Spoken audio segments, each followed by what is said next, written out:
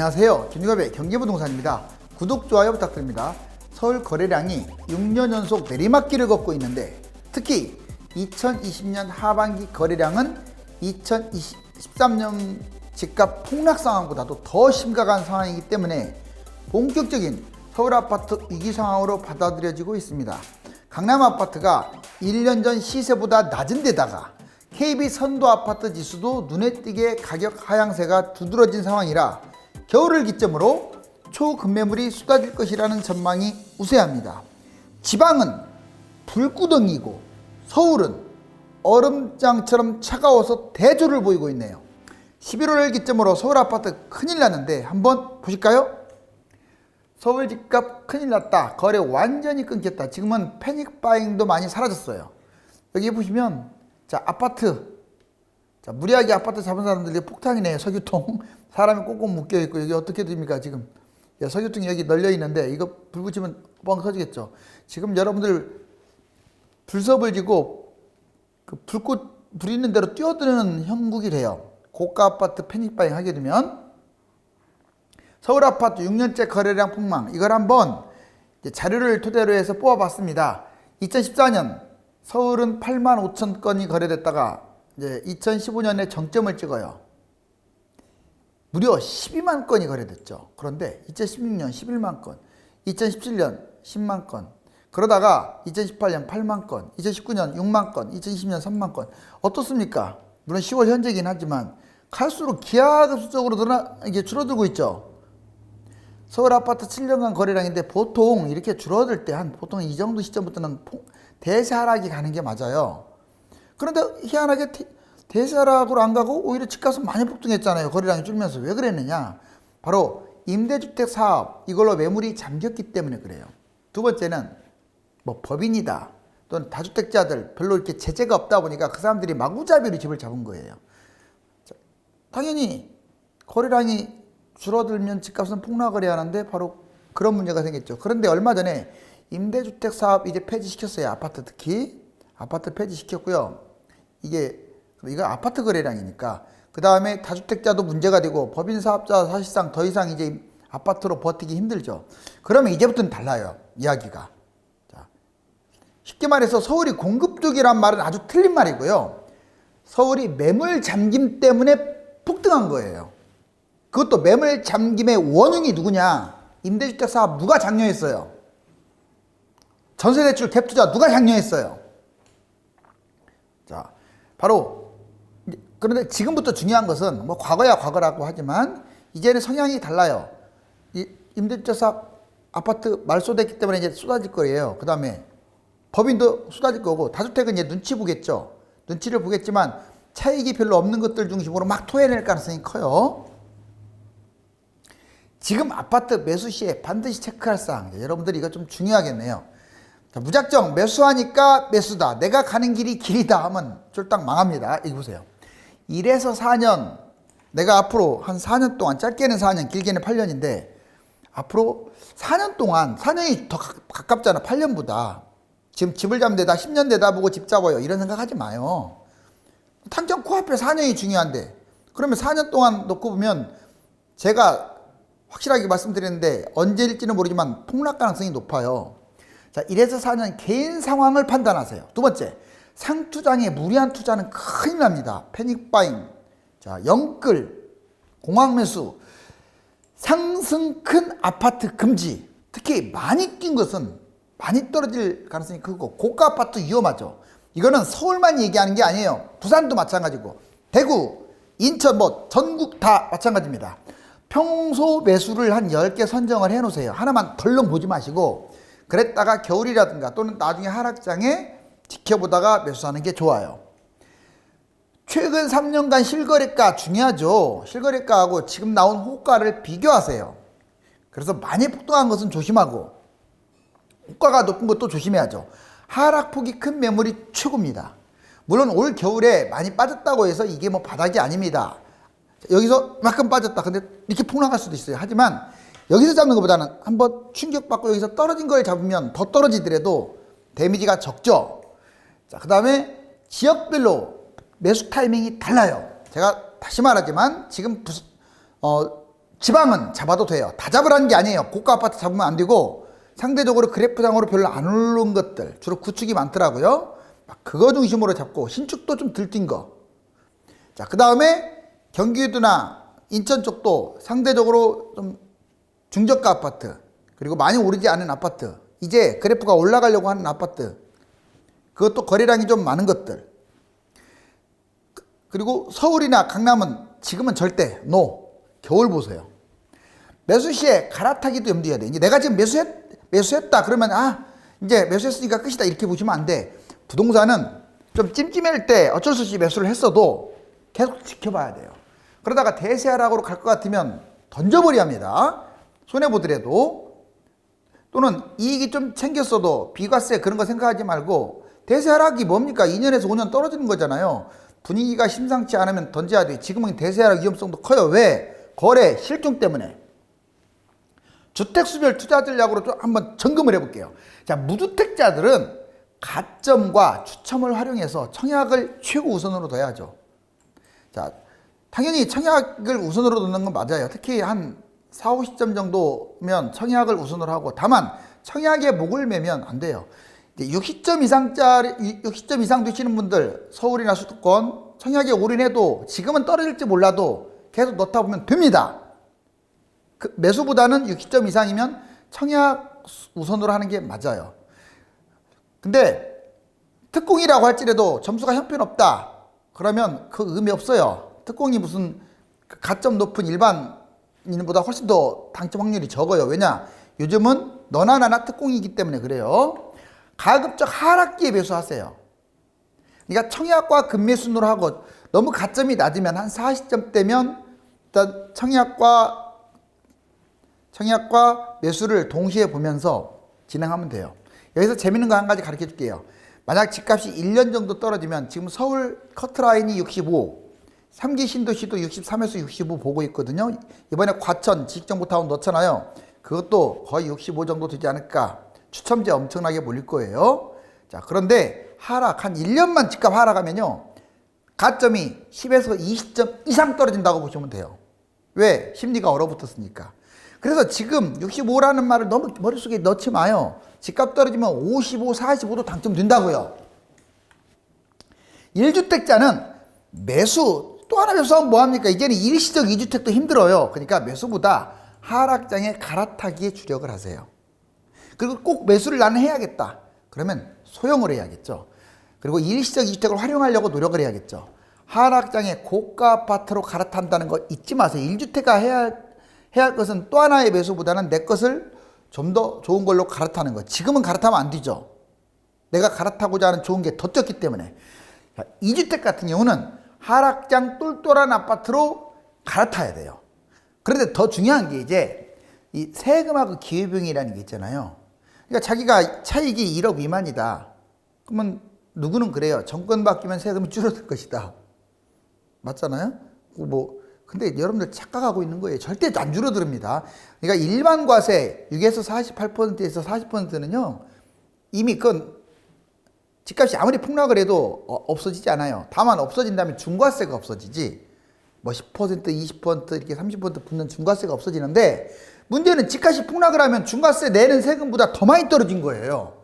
그래서 지금 이 시점에서 냉정하게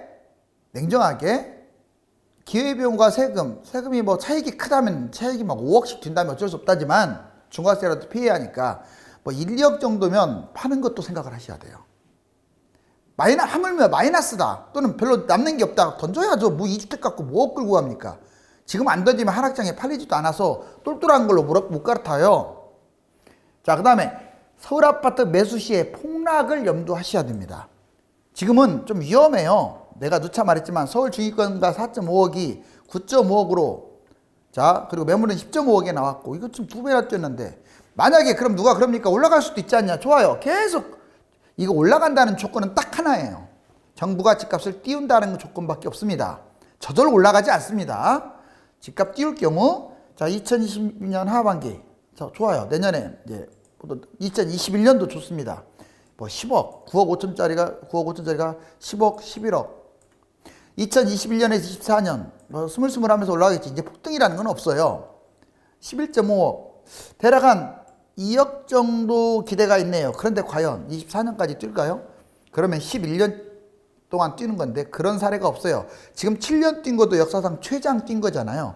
그런데 이게 이제 내년이 꼭 아니래도 이 하락장이 가능성이 높은데 집값을 잡으면 2020년 하반기에 8.5억, 9.5억짜리가 자 2021년에서 24년에 6억.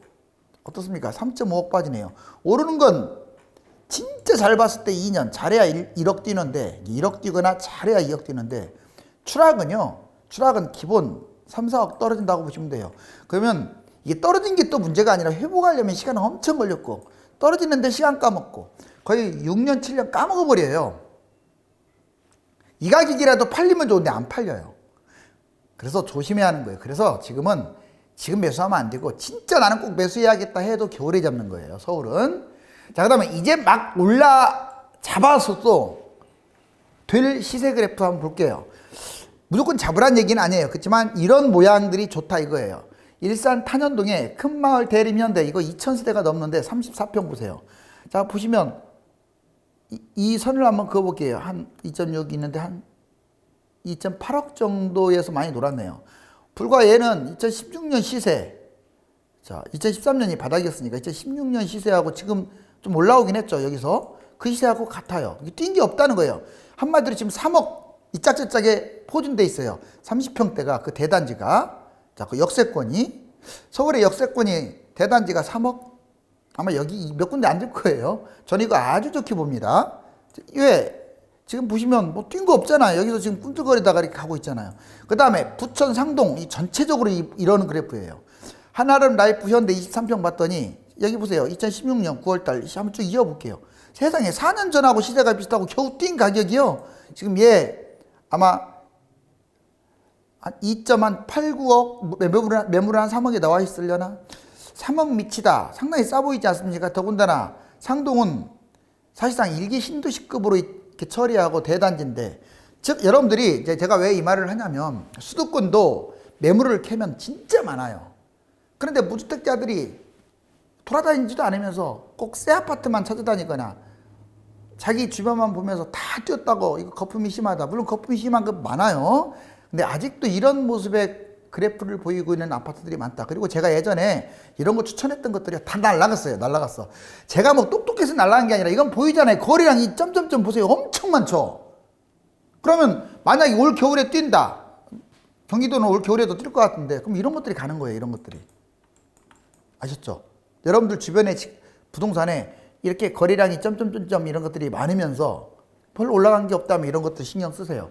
자, 이제 부동산 거래량과 시세 절벽. 하지만 여기서 이제 하고자 하는 포인트는 그게 아니라 거래량이 적기 때문에 조심해라는 거예요. 지금 거래량이 막대 그래프인데 보시면 어떻습니까? 전반적으로 물론 불뚝불뚝 튀어나온 걸로만 본다면 안 그러지만 전체적으로 거래량이 확 계속 아까 보여드렸듯이 줄고 있어요. 2015년부터 2020년 10월달 현재. 10월달 현재 거래량이 여기입니다. 이거 막대 그래프 보이시죠? 자, 이거 한번 딱 보이네요. 없잖아요, 거의. 자, 그러면 11월, 12월은 더 줄어들 가능성이 높거든요. 자, 그러면 이제 패닉바잉이라든가 영끌이 줄어들게 되면 이거 답 나오지 않나요? 매물 쌓이면 당연히 금매 튀어나오는 거죠. 지금 여러분들 예를 들어서 서울의 노도강이라든가 좀 변방 지역들 또는 재건축 기대주, 재개발 기대주, 리모델링 기대주, 구축들 얘들은 갭이 크잖아요. 그러니까 전세값이 별 형편없어. 이런 것들 작년에는 안 빠졌는데 올해는 빠질 수도 있어요. 팍 떨어질 수도 있어요. 재작년, 그재작년에 팍 떨어졌잖아요. 예를 들어 5억짜리가 3억 5천, 4억 이렇게 떨어졌다 이 말이에요. 그러면 기회가 올 수도 있으니까 지금 무리하게 매수하지 마시고 지켜보세요. 자, 그 다음에 극심한 거래 절벽 폭락으로 진행된다. 실질적으로 음마 이번 달에 제로, 잠실주공 하나, 서울 아파트 거래 절벽이에요. 여기 보시면 2017년에 잠깐 여기 진짜 3천 건까지 거래된 적이 있어요. 2018년에. 근데 여기 보세요. 2020년 들어서 확 줄어들었네요. 그 다음에 오른쪽 서울 경기 거래량 보면 우선 서울 건 보세요. 이렇게 6월 달에 꼭지 찍고 지금 계속 추락 중이에요. 한 자리 숫자. 자, 그 다음에 경기도도 계속 거래량이 축소되고 있습니다. 이 거래량이 축소된다는 것은 지금 집값이 상투다 이런 의미예요. 만약에 여기에서 또 무슨 문제가 생기면 또 올라가긴 하겠죠. 왜? 또 이제 연끌을 하니까 올라가는 거예요. 그때 과거에는 떨어졌다가 영끌했다가 떨어졌다가 영끌했다가 이게 반복됐는데 글쎄요, 이제는 조금 약간 위험하지는 않을까 이런 생각이 들어요. 선도 아파트 집값 하락세도 뚜렷합니다. 이게 지금 막대 그래프 보시면 이게 0이에요. 선도 아파트는 좀 이렇게 KB 선도 50지수라고 해서 집값을 반영하는 상위권 아파트 쉬운 개를 선정한 거예요. 여기 보시면 작년 12월 12.16 대책 직전에 이렇게 엄청나게 올랐다가 쭉 오히려 마이너스로 내려왔죠. 이렇게. 그러다가 다시 또 쭉 올해 8월달, 7월달 뭐 이렇게 치고 올라갔다가 다시 또 확 줄고 있죠. 이거 보나마나 이거 마이너스로 전환될 가능성이 높겠죠. 자, 그리고 이거 아파트, 주택, 단독주택, 연립주택을 보여드릴게요. 이거 아파트 보세요. 제일 많이 뛰는 거 아파트입니다, 사실상. 그러다가 밑으로 추락을 했네요. 그 다음에 두 번째가 주택입니다. 두 번째가 주택. 그런데 지금 아파트가 제일 밑으로 추락했어요. 왜냐하면 거래량이 없다 보니까. 이제 올라갈 때는 제일 많이 올라가는데 하락할 때는 시원스럽게 떨어지죠. 지금 상당히 좀 아파트를 매수할 때 위험하다는 걸 보여주는 그래프예요. 그리고 연립 같은 경우 거의 뭐 움직임이 없다가 요즘 와서 상대적으로 너무 저평가니까 약간 뛰고 있고, 그리고 단독은 거의 움직임이 없다가 거래량이 없으니까 요즘 와서 좀 날아가고 있네요. 자, 여기 이 끝부분을 보면 아파트가 이제 앞으로 위험한 상황이 됐다. 이게 뭐 계속 위험할지 어쩔지는 지켜봐야겠지만 적어도 겨울로 갈수록 추락하고 있다. 그 다음에 건설산업위원회라고 건산위 들어보셨죠? 자, 전국 주택 가격을 0.5로 지금 낮게 보고 있고, 그 다음에 수도권은 더 빠질 것이라고 보고 있어요. 0.7. 그러니까 제 의견하고 비슷하죠. 내년에 서울이 더 빠질 가능성이 커요. 경기도나 서울이. 지방은 그동안에 올라간 것이 없기 때문에 0.3이고, 그 다음에 전국적으로는 이제 좀 봐야겠습니다. 그 다음에 여기 보시면 건설산업위원회에서 각각 대책이 나왔는데, 이제 그동안에 이렇게 계단식으로 집값이 뛰었어요. 지금 문재인 정부 들어온 2017년 기준입니다. 그리고 여기 2020년 현재까지 계단식으로 올라갔죠. 시세 보니까 좀 떨어진 듯 하다가 올라갔다가 이때 이 거래량 보면 확 줄죠. 자, 이렇게 쫙 줍니다. 거래량이 떨어지게 되면 집값이 줄어들고, 그 다음에 거래량이 올라가면 집값이 올라가는 모습인데, 자, 이번에 또 이렇게 줄고 있네요. 잠깐 갈고리를 이렇게 하긴 했는데 결국은 이렇게 미끄러질 가능성이 높아요. 자, 서울 아파트 분위별 집값 비싼 상위 20%, 12억이 지금 거의 19억 정도까지 올라왔고요. 그 다음에 이제 2분위부터 5분위는 그렇고 1분위부터 4분위까지는 다닥다닥 붙었어요. 이렇게. 그리고 점진적으로 다 우상향을 했습니다. 지금 그래도 제일 이렇게 한 3년 동안 놓고 본다면 여기 보시면 5분위 제일 집값 비싼 것들이 많이 뛰었으면 알 수 있어요. 그리고 제일 싼 것들이 지금 얼마 전에 4억 돌파했다고 나왔잖아요. 서울 아파트. 하위권 20%가 4억을 돌파했습니다. 그런데 얘들이 최근에는 이렇게 여기 딱 보이잖아요. 여기 확 올라가네요. 예전에는 거의 미동도 없다가 제자리 걸음하다가, 즉 최근 들어와서는 고가 아파트들이 좀 주춤하고 저가 아파트들이 많이 올랐으면 알 수 있고요. 이건 거래 절벽을 보여주는 거예요. 자, 실질적으로 이제 75.1 전세가율이라고 아시죠? 2017년에 무려 매매가가 100이면 전세가가 75.1%. 즉 자기 돈은 이제 10억이라면 2억 5천만 있으면 이거 매매 전세 끼고 갭 투자가 가능했어요. 근데 여기 보세요. 지금 현재는 여기에요. 55.2. 지금은 자기 돈이 거의 반절 가까이 있어야 돼요. 약간 머리를 쳐들었는데 최근에 전세값이 뛰면서 아직도 세 발의 피죠. 즉 갭 투자하기에는 너무나 이게 갭이 커요. 그래서 좀 부정적입니다. 집값 상승에도. 자, 서울, 경기, 지방 이렇게 다 지금 우리가 보고 있죠. 자, 서울, 경기, 지방 시세와 투자 전략 보시면 1분위, 2분위, 3분위, 4분위, 5분위가 있는데 1년 만에 집값이 얼마나 뛰었는지 보여드릴게요. 자, 지금 5분위만 볼게요. 7억 5천짜리가 9억 2천대로 뛰었네요. 세상에 1년 만에. 1년도 안 되죠. 1월달, 10월달이니까. 지금 서울 집값이 얼마나 많이 뛰고 있는 건가를 알고 있어요. 특히 4, 5, 6, 7, 8 이때 많이 뛰었죠. 자, 그리고 서울 아파트 평당 시세 통계도 1년 전 2019년 10월 달에는 평당 2,700밖에 안 했는데 지금은 3,200. 불과 1년 만에 평당 5, 600이 올랐어요. 정말 재앙도 이런 재앙이 없네요. 자, 이건 뭐냐? 하우스 푸어를 빙자한 그림이네요. 지금 여러분들 무리한 투자하게 되면 집에 이렇게 깔려버립니다. 나중에 경매당하고요. 정말 위험한 투자는 하면 안 돼요. 부동산에서 가장 중요한 것이 거래량인데 그동안 매물 잠김의 원인이었던 아파트 임대사업 폐지와 다주택자 및 법인 사업자의 매물이 한꺼번에 몰릴 경우 부동산은 의외로 빠르게 무너질 수 있습니다. 김준감의 성공 재테크를 유튜브에서 검색하여 구독 부탁드립니다. 부동산을 혼자 고민하지 마시고 네이버와 다음 1000만명 부동산의 꿈 카페에 들어가서 전화번호를 보고 전화 주시면 유료 전화 상담과 유료 대면 상담을 안내해 드립니다. 감사합니다.